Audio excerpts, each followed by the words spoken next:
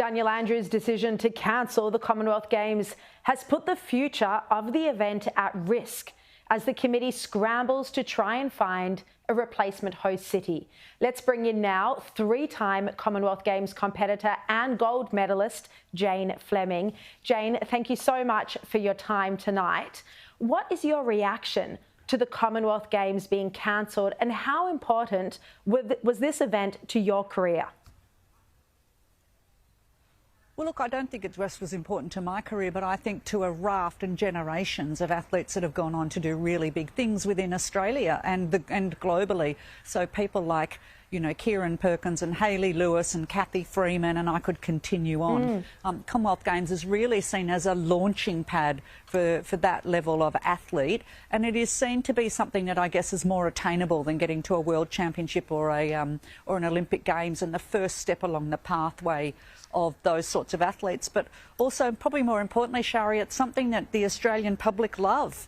And we've seen that through television viewing audiences, through people that, through spectator numbers, and particularly, bizarrely, spectator numbers when Melbourne last hosted the Games in 2006, when they had sold out stadiums of 80 to 100,000 people. Exactly, and to think all of the families and the children who would have loved watching the Games, going to an event in their home city, you know, people from interstate as well, this would have meant so much for Australia and for Australian families.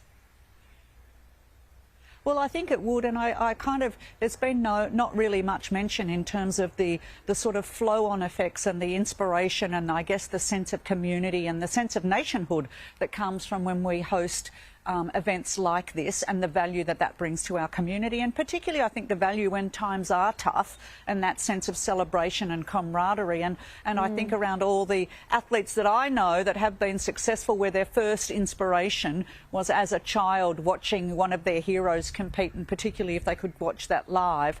And so many country-based and regionally based successful Australian sports people have grown up with that, and had the Victorian Olympics gone ahead, it would have been the perfect opportunity to inspire a whole new generation of young kids. Do you think this damages Australia's reputation on the international stage, not just for trying to win big sporting events, but for hosting economic forums and political meetings as well?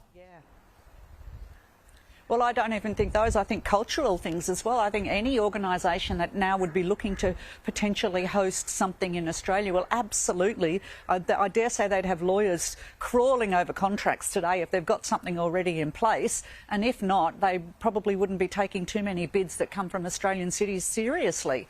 If there is the ability to withdraw from an event of this magnitude this late in the process, it absolutely brings, you know, Australia, I guess, into doubt and makes us look really silly, you know, and I'm kind of embarrassed by it. And I was speaking to some people in the UK today, and they said it has been all over the news there. I was doing media interviews last night directly to the UK, so it is spreading far and wide, that bad news, I guess, and the embarrassment.